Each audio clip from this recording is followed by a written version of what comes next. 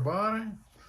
Hey, I know this is unusual, but man, I am stuck in the house today, and I am been making jigs like crazy, and I just have to make a video on something other than jigs because I'm telling you, my hands are wore completely out from my vise, from my pliers, from my scissors.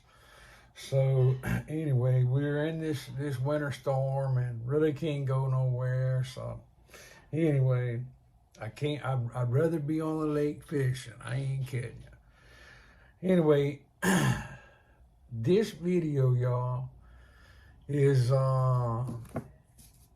Crappie cannot resist this setup, y'all. Y'all know that I am a hand tied. That is my go-to, okay? I tie thousands of hand-tied jigs a month, y'all. Any color, any shape, any size you can imagine, I tie them, y'all. Okay? I got them hanging all over. I got package of them ready to go out. But look, every once in a while, excuse me, I dropped a jig and I don't want to step on it. Every once in a while, I'll forget my jig box or, sometimes, crappie, they want something a little different. So I will switch to plastics, all right? And I fish the boneheads, Bobby Garlands, I fish them all. But I've grown over my years of fishing. I've grown pretty fond of these Bobby Garlands. All right, and they have what they call a baby shad, and they have the baby shad, the swimmers, y'all. All right, this is the electric chicken. All right, you can see this. This is electric chicken baby shad swimmer, y'all. And by swimmer, that means, you see that tail right there? You see that section? Look at that where it's cut right there. You see that? All right? That tail literally does that in the water when you're jigging it, y'all. All right? And it really draws a lot of attention to that jig. All right? I got some Strike King, Mr. Crappie. They're all the baby shad, all right? Just like this is a baby shad, but it's not the swimmer, y'all. This is just a regular 2-inch baby shad, all right? It's not the swimmer. You can see the difference, all right? Look at how it's got that groove around that tail to where that tail swims in the water. That's exactly how it does, all right? It just has more movement to it.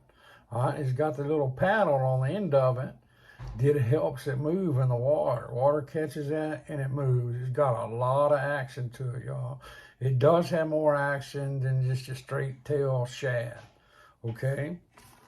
This color right here, believe it or not, this electric chicken, I have caught more fish off of this color than any other plastic that I've ever fished with, all right? If I'm gonna go with a more natural color, to mimic the minnow, the natural color, this is what I go with, y'all. They have it in a swimmer, and they have it in just a regular one. All right, different brand, but it's still the same thing. All right, it's called a lightning shad, and this one right here, this one's actually monkey milk. All right, monkey milk. This one's a lightning shad, but you can tell. All right, they're basically the same stinking color. Look at that.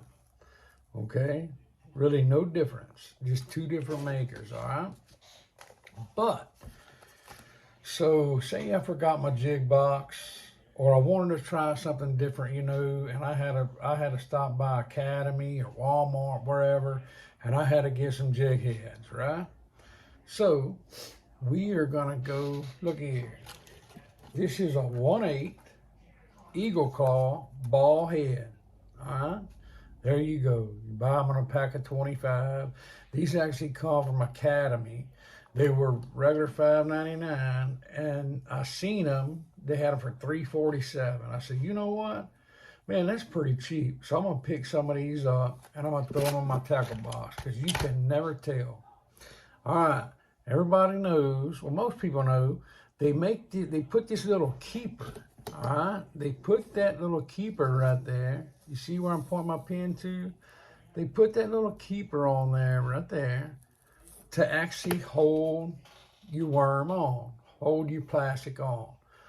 But I'm going to tell you my experience with that sucker. I do not like it. It stretches that daggum top of that plastic out. And to me, it wears it out faster. The very first thing I do, when I pour mine, when I pour them on heads, I do not put that on there, My molds do not have that. The very first thing I do is I get me a pair of pliers. Lead is very soft, y'all. You can do this with a pocket knife. You can do it with anything, But you see me do it with these pair of cutters right here. I cut it off, okay? And I'm going to tell you, it's not no big difference, It's not going to, not hold your worm on there or your plastic on there, whatever. It's really no difference. To me, all it does is it spreads that out further than it's supposed to be, and your worm, it comes down, it slides down off your head. So that's the very first thing I do. If I have to buy me a jig, I cut that sucker off, and you've seen it, okay? Now, this right here is a Cajun cricket. Boy, I'm going to tell you something. That is a good color, too. That is an awesome color, y'all. All right? We're going to feed that bad boy right through there. Some people feed theirs different. Some people feed theirs, there's a flat side and then there's a rounded side. You see that? Flat side, okay, the rounded side. That's the way I rig mine up, right there, y'all. You see it, bam. And I want that sucker nice and straight. I feed it, I fed it 3/4 of the way through that plastic. That way it's nice and even, just like that, y'all. I mean, that is pretty much as natural as you can get, all right? And I tied it with my loop knot, so when that sucker is in the water, the same way, as my hand tied. I want it, horizontal as I can get. I don't want that sucker vertical, setting up and down like that. I want it horizontal, okay? Y'all, I'm telling you, that is a slab slayer right there. I'm telling you. All right, now you hear me all the time talk about my split shot weights, y'all.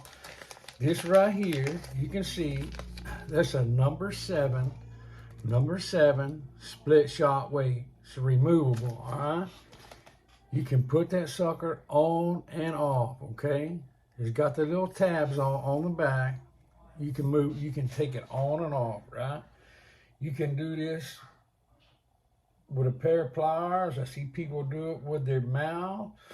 I see people do it all kind of ways, all right? I'm going to show you, all right? For YouTube purposes, I did that with a pair of pliers, y'all. When I do mine, okay, I just squeeze it on there. When I do mine, I want it about 8 to 10 inches above that jig, all right? We'll move it down just for demonstration purposes. Just like that, y'all. All right? 8 to 10 inches above. When that sucker is going through the water, like I say with my hand ties, okay? It looks like this jig is chasing something, y'all. And I'm telling you, it makes a big difference. It will make a big difference in your catch rate, y'all. All right, and the little trick I showed you, look, that's not coming off, y'all. I mean, literally, it's there. that little keeper is not helping nothing. Basically, it just spreads that out further than it needs to be, and it wears your worm out quicker. That is my personal opinion, y'all. Everybody has their own opinion. You take that bad boy and you let that sucker fall right beside a brush top or right above a brush top, and you jig that sucker around. I guarantee you, you can smoke them down, y'all. Crappie cannot resist it. Now, every couple of casts, 3 or 4 casts, I'm going to look at it. I want to make sure it is setting right, okay? Now, let's go on. We talk about the double jig rig, right? Look at here. So I got my other loop knot tied 18 inches above my first jig. 16 to 18 inches. You see that right there? There's my bottom jig. All right, here's my other loop knot. We gotta take that sucker. All right, we're gonna put us another head on there, y'all. I'm gonna take that head out of the box. Okay. Well, that loop knot is very, very easy, y'all. You see that I got the loop knot, right? There it is. We just feed that sucker through your eye. Feed it right through the eye, right? Get it through there. Open your loop up. Feed it right around. Look at that. You tie it in. First thing we're going to do, we're going to cut that little keeper off, y'all. Like I say, lead is very soft. You can do that with a pocket knife, a pair of scissors, whatever. It's just a little nipple, all right? It's tiny, y'all. You can't even see it in my hands. All right? We cut that bad boy off. Look at here. We are going to put our electric chicken. All right? Me, I want my flat side. I want my flat side just like that. All right? Some people turn it around different. All right? I want my flat side, all right, to the outside of the hook. All right? Some people's different. They do theirs different. That's how I prefer mine, okay? And I fed my hook 3/4 of the way through that jag, okay? And you can see that swimming tail, y'all. That's where you can see the difference, okay? In the water, y'all, that makes a big, huge difference. Look at that. I'm telling you, it is a slab slayer, y'all. Best part about it is you have 2 different colors to attract that bite, y'all. Woo-wee, I'm telling you, you cannot get no better, y'all. You got your jig up top, then 16, 18 inches below it, you got another one. All right? Depending on the depth, I always, 99% of the time, I leave that split shot weight. And when I leave that split shot weight, when I'm running a double jig rig, I put it right in the middle of them 2, y'all. All right? To the fish, all right, it looks like that daggum jig is chasing. It looks like this bottom jig is chasing 2 more, whether it be minnows, smaller crappie, whatever the case may be. I'm telling you, y'all, this right here is a slab slayer. Anybody can do it. You do not have to be a jig tire. You don't have to buy hand-tied jigs. You can go to Walmart, you can go to Academy, wherever you want to go. But I guarantee you, if you follow these few simple steps, you can catch a cooler full of crappie, y'all. Look, God bless each and every single one of y'all. I appreciate y'all watching. I appreciate each and every one of my subscribers. I can't say it enough, y'all. Thanks, thanks, thanks. Look, I hope y'all enjoying this content. We will see y'all next time.